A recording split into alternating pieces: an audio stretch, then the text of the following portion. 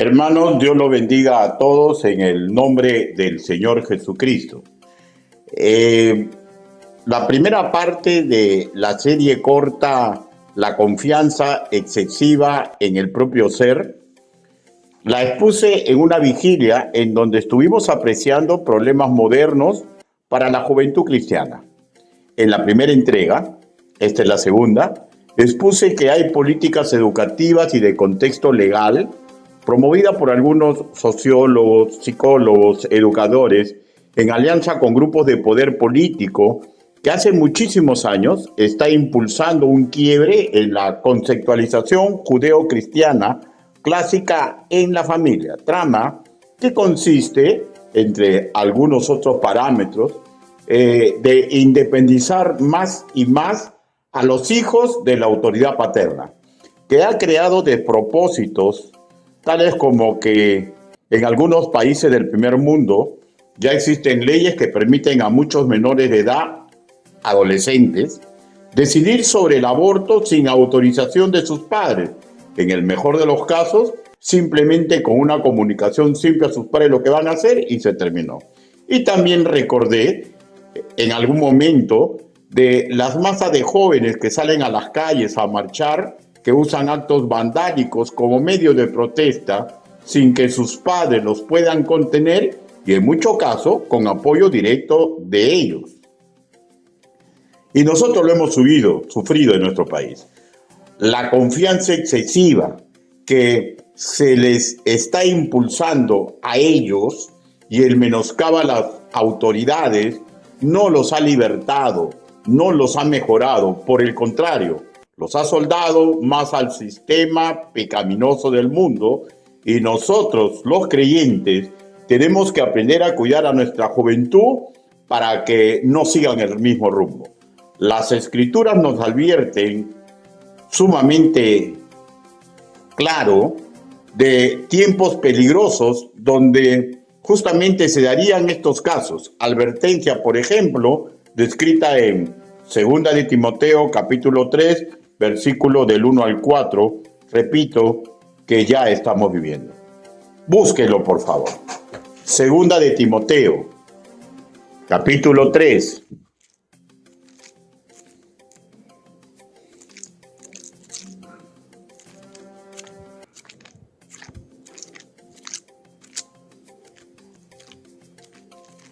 Segunda de Timoteo, capítulo 3, versículo del 1 al 4. Y la palabra del Señor dice así: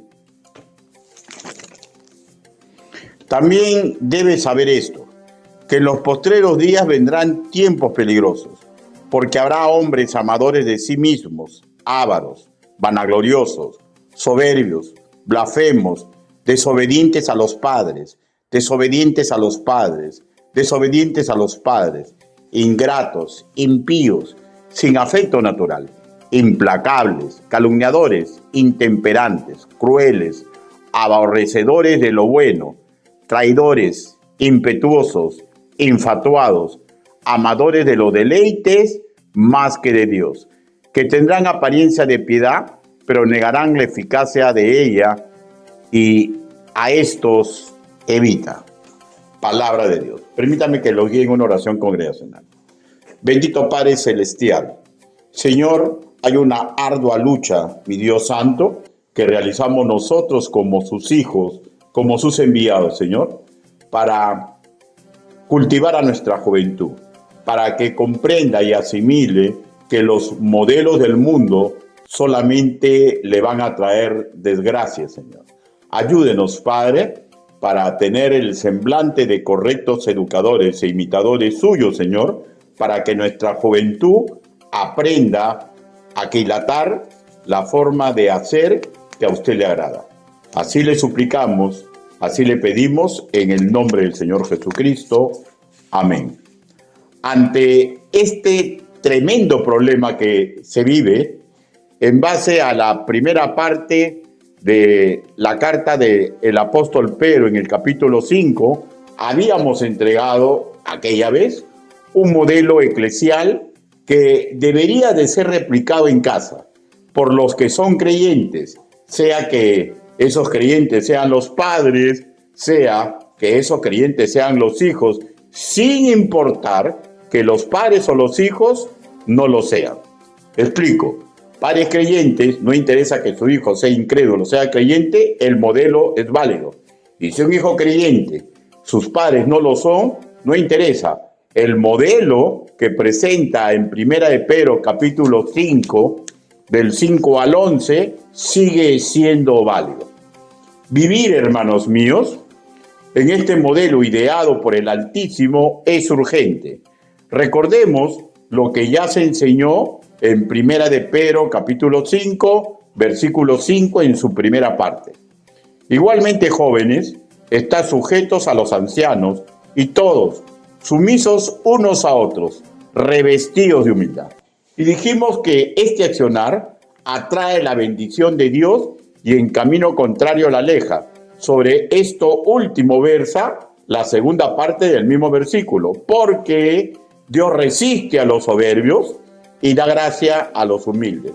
Antes de recordar un poco más y avanzar en el bloque escritural que fue nuestra lectura bíblica, recordemos lo ya tratado. Primer punto, es fundamental que el joven asimile la utilidad del acto de someterse. Es fundamental que el joven asimile la utilidad del acto de someterse.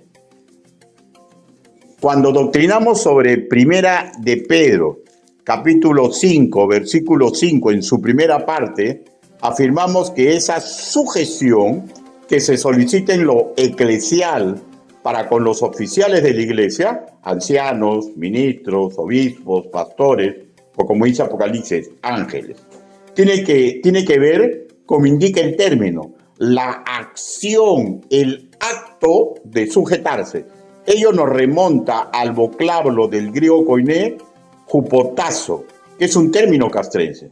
No implica obediencia ciega, ni obediencia en lo más estricto de la palabra, sino un reflexivo obedecer. Explico, aunque la labor obispal de supervisor que tiene un pastor viene de lo alto, del Padre de las luces, y esto es inobjetable, pero la realidad indica que muchas veces esto no es suficiente en el corazón humano que está siendo pastorado y necesita confirmar esa autoridad con un correcto y pío testimonio de quien la está ejerciendo.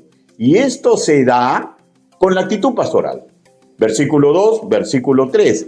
Para ganarse el corazón del educando y así no encuentre escollo en su labor obispal, pues al no ser de la misma sangre, esto de poner límites es algo que ellos ven como natural, aquellos que los crían cotidianamente y viven en casa o aquellos que son de su propia sangre.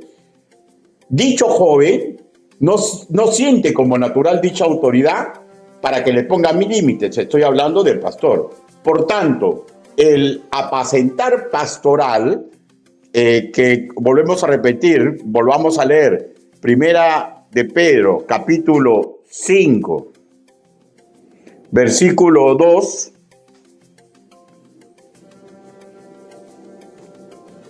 Primera de Pedro, capítulo 5, versículo 2, dice: apacentad a la ley de Dios que está entre vosotros. Este apacentar implica que cuida y vigila. Pues continúo la lectura. Apacentad la ley de Dios que está entre vosotros, cuidando de ella, no por fuerza, sino voluntariamente, no por ganancia deshonesta, sino con ánimo pronto. Implica, hermanos míos, que cuide y vigilia como supervisor de un estilo de vida que Dios considera sabio, prudente, para que sigan los suyos, que les sirva en forma magistral. Estamos hablando de la grey en pleno, y que el Altísimo le da honor con el comportamiento de sus hijitos. O sea, cuando nosotros nos comportamos bien, le da honor. Ahora, este deseo divino, para que se logre aquilatar en el corazón de aquellos que son pastorados, en el mismo versículo explica las características con las cuales debería ejercerla un pastor para ganarse el corazón del creyente. Dice en el versículo primero, estamos hablando, cuidando de ella, dice, no por fuerza. Primer punto, la autoridad no se ejerce por la fuerza. Y de hecho, para que esto se dé, debe razonar la Grey que los límites que está poniendo el pastor, las pautas que está poniendo el pastor, le conviene ponerlas en obra. Segundo, que dice ahí, dice, si no voluntariamente, ¿no? Dice, no por ganancia deshonesta. La autoridad no se ejerce para tener ganancia deshonesta. O sea, debe ser notorio que el accionar pastoral no tiene razón de ser en ganar ventaja deshonesta de ningún tipo. La tercera característica dice, sino con ánimo pronto. Por tanto, la autoridad se ejerce con ánimo pronto, que sea notorio en su grey la pasión pastoral por ayudarlos en todo nivel, especialmente en lo ministerial y en lo espiritual. O sea, tienen que ver los jóvenes y los adultos de la congregación un ejemplo digno de imitar, digno de copiar. Versículo 3. No como teniendo señorío sobre los que están a vuestro cuidado, sino siendo ejemplo de la grey. Ahora, también dijimos que los padres creyentes que se están dejando formar en esa iglesia asimilan que su autoridad también debería descansar, su autoridad en casa también debería descansar, al igual que la de sus pastores, en un correcto testimonio que le deben dar a los hijos a los cuales ellos cuidan, a los cuales ellos le deberán poner límites, sea creyente o sea incrédulo dicho hijo. Ahora, aboquémonos a los jóvenes que desde hace años están siendo bombardeados por el sistema mundial de lo beneficioso de una independencia en base a que ellos ya son capaces, empujándolos a que tengan una confianza desmedida en sus decisiones a tal punto que resistan la autoridad de quien pone límites, de quien por experiencia, aunque ellos lo niegan, pero la realidad de las cosas es que por experiencia pueden enseñarles algo para evitar que sumen desgracia a su vida. Ahora, estos jóvenes de los que estamos hablando, de hecho por el contexto, son nacidos de nuevo, y una de dos, o se están preparando para ser dignos embajadores de Cristo o ya lo son. Y los demonios, hermanos míos, no atacan a los que no son creyentes, porque los tiene dominados, los tiene engañados. Los demonios intentarán neutralizar, maniatar, destruir a los jóvenes creyentes. Primera de Pedro, capítulo 5, versículo 8. Sed sobrios y velad, porque vuestro adversario el diablo, como león rugiente, anda alrededor buscando a quien devorar. Y justamente él, mediante las usanzas y las ideologías perniciosas del mundo, que es cotidiano para los jóvenes con los cuales ellos interactúan en su comunidad secular, ejerce presión sobre los jóvenes creyentes. Repito, centrémonos en los jóvenes. Es un serio peligro que dicho hijo creyente no asimile la conveniencia de someterse a los que ejercen autoridad sobre ellos. Cuando así lo realiza, cuando se resiste y hace como le parece, en la práctica se está poniendo como alimento en bandeja de plata para las legiones del mal. Un hijo creyente en casa, un joven creyente en la congregación, debe asimilar que el papel inherente de una autoridad que rinde pleitesía al Altísimo es poner límites para cuidar y conservar su integridad física, mental y moral, que a Dios le agrada, tengan los que son suyos. Joven que escuchas, discierne los consejos de los ancianos de tu iglesia y los de tus padres.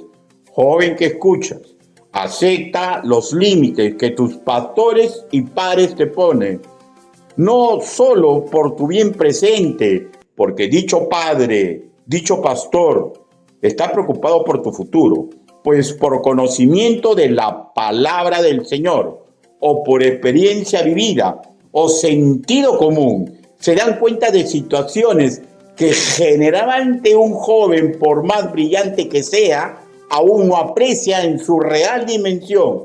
Y si así, camino a pisar el palito y activar la trampa contra él o contra ella misma. Pues en los años mozos generalmente se vive en la peligrosa curiosidad de la simpleta. Son inocentones como puertas abiertas. Y esto lo vemos en Proverbios, capítulo 1, versículo 22, en su primera parte. Y los más mayorcitos pareciera que aman el peligro, corren retando al viento que les llega al rostro, cual potros o yeguas salvajes. Son como pura sangre. Y esto es la naturaleza de las cosas. Los más viejos, los que pintamos canas, sabemos de esto porque simple y llanamente estamos recordando nuestro ayer.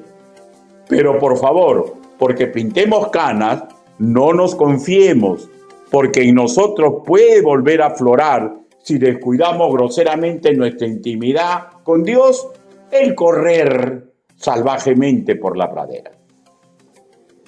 Segundo punto, es fundamental que el joven asimile la utilidad del humillarse ante Dios. Es fundamental que el joven asimile la utilidad del humillarse ante Dios. Leamos Primera de Pedro, capítulo 5, versículo del 6 al 7. Humillaos, pues, bajo la poderosa mano de Dios, para que Él os exalte cuando fuere tiempo. Versículo 7. Echando toda vuestra ansiedad sobre Él, porque Él tiene cuidado de vosotros. El acto fundamental que aquí se pide es el siguiente: humillaos.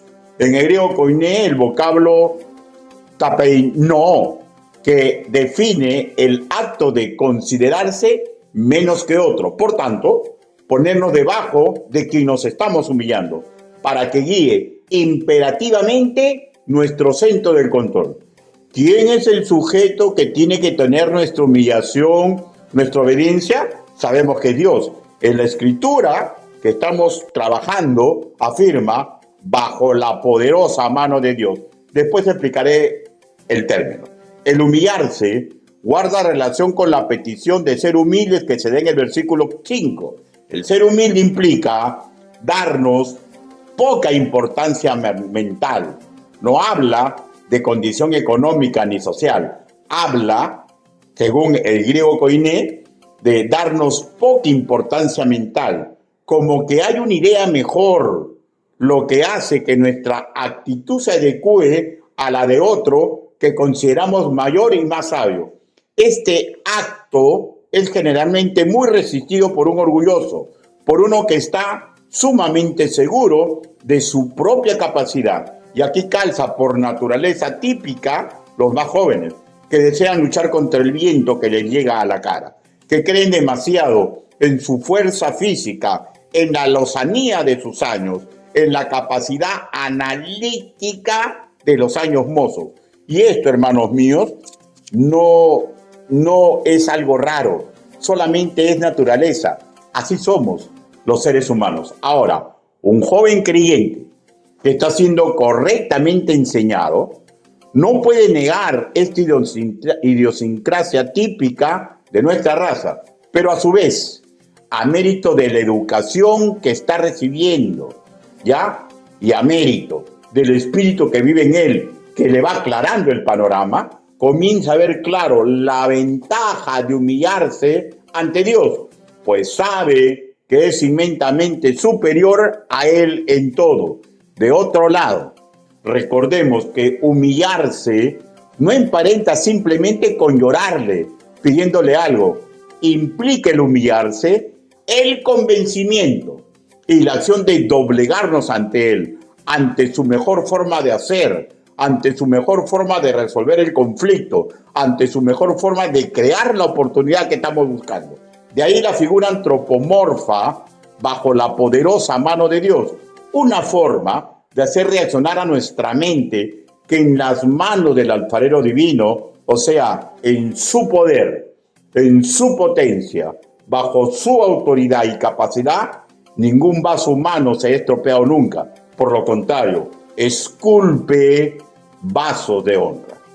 Por el contexto hacia atrás, al aceptar la autoridad de los ancianos de la iglesia, al aceptar la autoridad de los padres que moran con ellos en su casa, encaja con estar bajo la poderosa mano de Dios, pues ellos son ministros de lo alto para ayudar a que en esos jóvenes se cumplan los planes de Dios para ellos.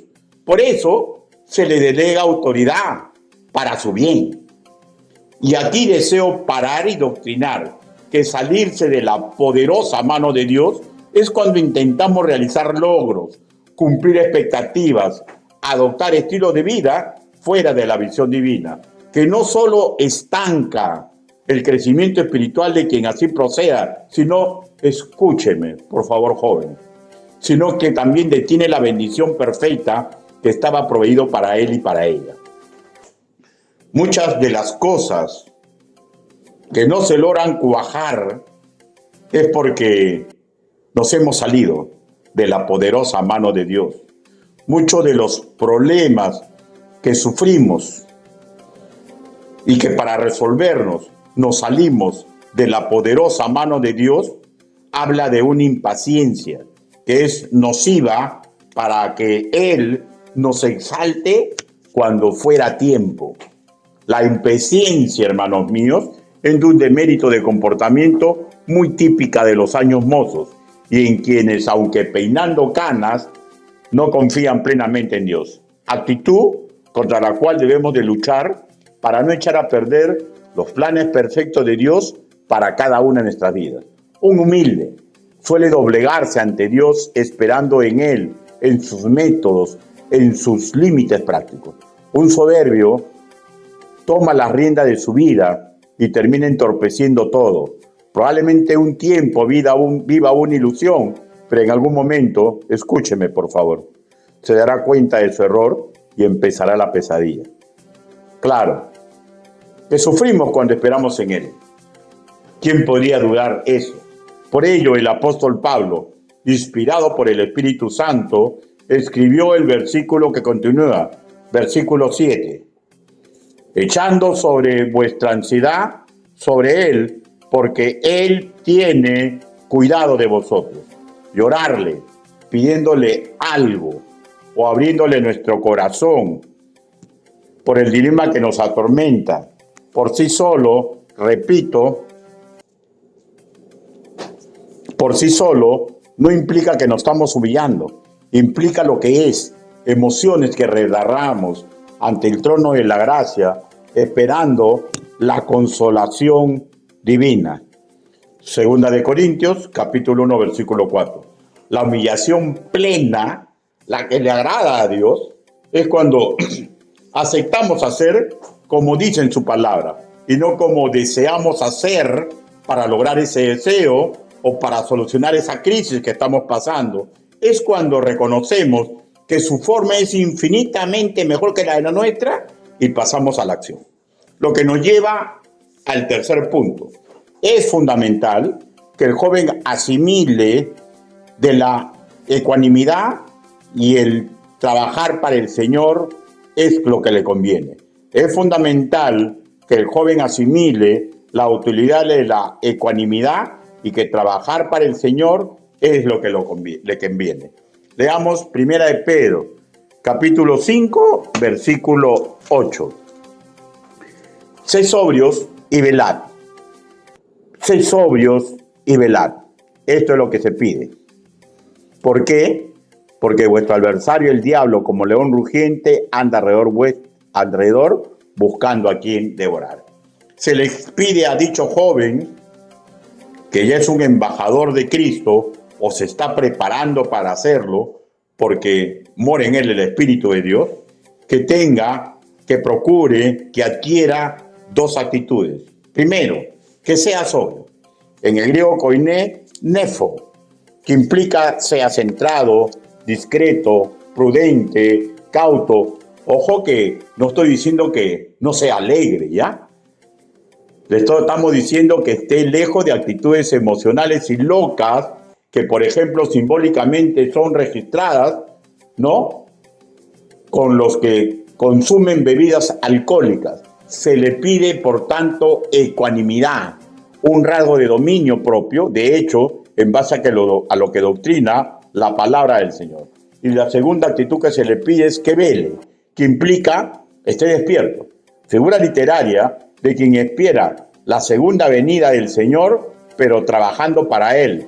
En su raíz idiomática, egeiro, describe con más riqueza este accionar de velar, pero en varias circunstancias. Simplemente se puede tratar de que esté despierto, pero también puede describir a quien debe levantarse, cambiar de actitud y posición para que el sueño no le gane. Y hasta se puede aplicar al que está enfermo, pues está en oscuridad, inactividad, ruina, pero que Dios, porque sabe que lo puede hacer, le pide que cambie a metanoia y regrese a trabajar correctamente para Él, que es su Señor, su cuidador, su fortaleza y su pronto auxilio. Nuestro enemigo espiritual es sumamente astuto. Recordemos que Él está como león rugiente buscando a quien devorar. Joven que me escuchas, no pongas confianza excesiva en tu propio ser, como desean algunos educadores, sociólogos, políticos, psicólogos, que están comprometidos con agendas globales de poder. Ojo, que hay muchos de estos profesionales que no están implicados directamente en esa agenda, ¿ya? Pero al haber sido adoctrinados sutilmente en lo que se denomina la batalla a cultivar, han seguido en sus conceptos y en lo que enseñan a los demás. Lo que sí es claro, que sí están peleados con el Altísimo, porque un verdadero creyente no puede caer en la batalla cultural en algo tan grotesco como retar a su autoridad y no darle el sitio al Padre que le corresponde. Sí puede, por una mala formación, hacer algo de esto, pero tarde o temprano se arrepentirá y verá lo correcto del camino del Señor, porque el Espíritu de Él mora en él, porque cree en el Altísimo, pero ellos no creen en Dios. Están peleados con Dios porque muchos de ellos, vuelvo a repetir, no están en la cúpula de los que formulan esta agenda, pero creen que Dios es una patraña y por tanto pelean contra una cultura ancestral de los límites que ponen los padres, que los límites que ponen los pastores, que los límites que ponen los consejeros de procedencia judeo-cristiana, porque lo comprenden como una marca de una sociedad caduca que debe ser superada. Pero ustedes, hijos del Altísimo, jóvenes que me escuchan, comprenden la verdad. Y si no la comprenden a plenitud, para eso les enseñamos. Los límites pastorales y los límites que les ponen sus padres son parte de la poderosa mano de Dios para su bien, para ayudarles en su hoy y forjar su futuro. Y si desea fuerzas para aceptar este modelo bíblico que choca contra su naturaleza antigua, expliqué, vaya con lágrimas al trono de la gracia. En esta ecuanimidad, para nada es secundario, por el contrario, es el último peldaño que no podemos dejar de lado, el velar, el continuo trabajar para el Señor. Muchos de nuestros antecesores bíblicos que admiramos y en algún momento hemos deseado calzar en sus zapatos, tuvieron momentos sumamente difíciles que les hicieron expresar como que ya no querían velar, que por el contrario deseaban morir, dejar de trabajar e incluso cuestionaron su propio nacimiento, en la práctica catalogando su trabajo como inicuo y estéril. Y estos casos ocurrieron en algún momento de su vida con Job, Moisés, Elías, Jeremías, en momentos conflictivos de su vida en este mundo, pero superaron esas etapas difíciles y continuaron pegados a la voluntad divina como heraldo suyo. Primera de Pedro, capítulo 5, versículo 9. Primera de Pedro, capítulo 5, versículo 9. Al cual resistí firmes, sabiendo que los mismos padecimientos se van cumpliendo en vuestros hermanos en todo el mundo. Nos dice que resistamos firmes a las acechanzas del demonio, que así como a nosotros nos estaba sucediendo, está de una forma magistral, uniendo lo externo, la circunstancia que estamos viviendo, con nuestra naturaleza, nuestra mentalidad del antiguo hombre, y nos está atacando. Lo que a usted le puede estar pasando, de algún modo, ya pasó en épocas bíblicas, y nos pasó a varios de nosotros. No tenga temor. Sí puede encontrar a alguien que pueda comprender su angustia, su desazón. Si enfrenta tentación, hay también quienes pueden ayudarlo. Sí hay quienes pueden comprender su caída, sus sueños aún por cumplir, los sueños que se marchitaron en su camino. Pero siempre es mejor hacerlo todo en privado, ante un consejero o consejera calificada, cuando las papas se están quemando en nuestro corazón. No abrir nuestro corazón a todo el mundo. No. Le aseguro, si aprendemos a descansar en el Señor, lo que hoy le duele se puede volver un poderoso testimonio que podrá incluso anteceder a un mensaje desde un púlpito para edificar, para dar esperanza a los demás. Sí podremos en ese momento hablarlo ya públicamente, cuando el dolor sea solo un recuerdo y sea un testimonio que en lo cual nos estamos enfocando, ya no en el dolor que sentimos, la desesperación que sufrimos, sino enfocarnos en la gloria de Dios, en la paz que nos entregó, en el camino que limpió para nosotros. No somos, hermanos míos, islotes, somos parte de una familia espiritual y todo puede servir para ayudarnos mutuamente. Jóvenes, déjense formar por la palabra del Señor, colaboren con su protección, respeten y sométanse a quienes tienen autoridad para ponerles límites. Y padres, que tenemos una imperativa de vida, cuidémoslos, guiémoslos. Por eso justamente se nos delegó autoridad.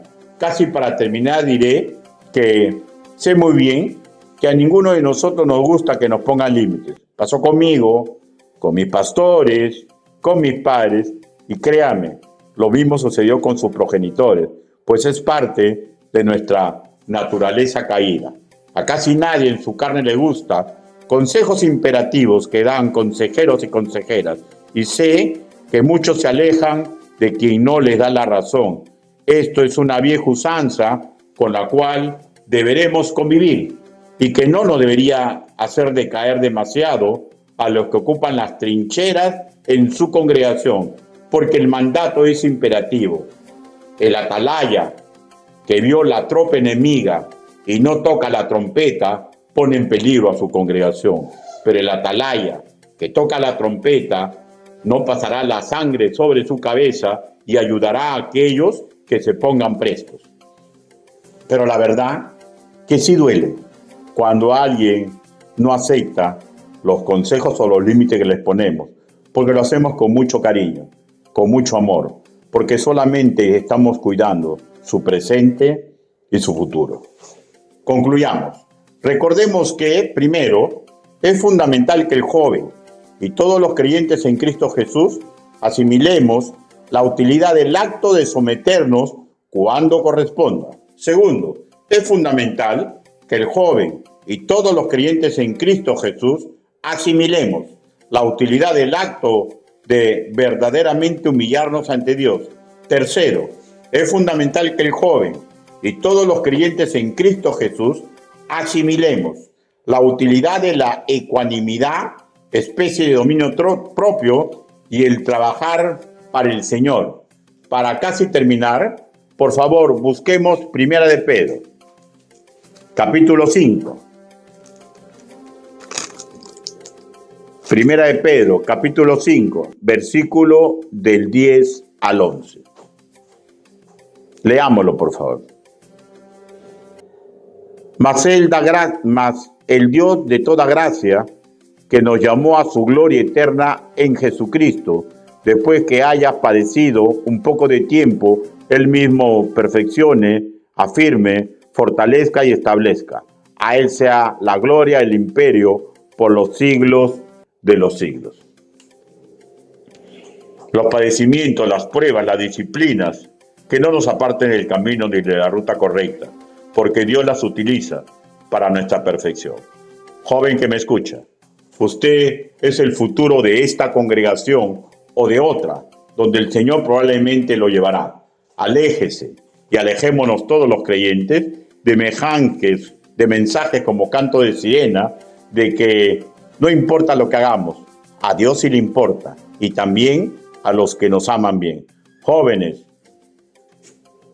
aléjense de mensajes que como canto de sirena les dicen que no necesitan límites puestos por los que son sus autoridades, pues todos necesitamos de esto. Por ejemplo, a su pastor, ministerialmente hablando, la asamblea que sesiona me puede poner límites y tengo que simplemente agachar la cabeza y considerarlo que es una muestra de amor y punto.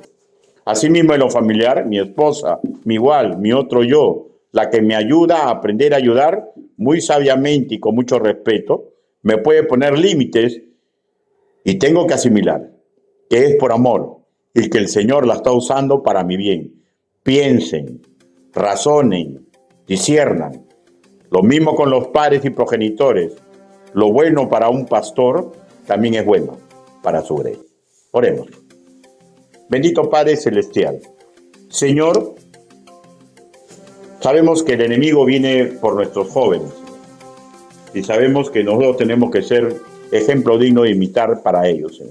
Señor, pero somos sumamente débiles. Ayúdenos, Señor, para que podamos aquilatar una forma correcta de hacer, para que pese a que ellos vean nuestras fallas y los defectos, comprendan, Señor, que sinceramente queremos hacer bien las cosas.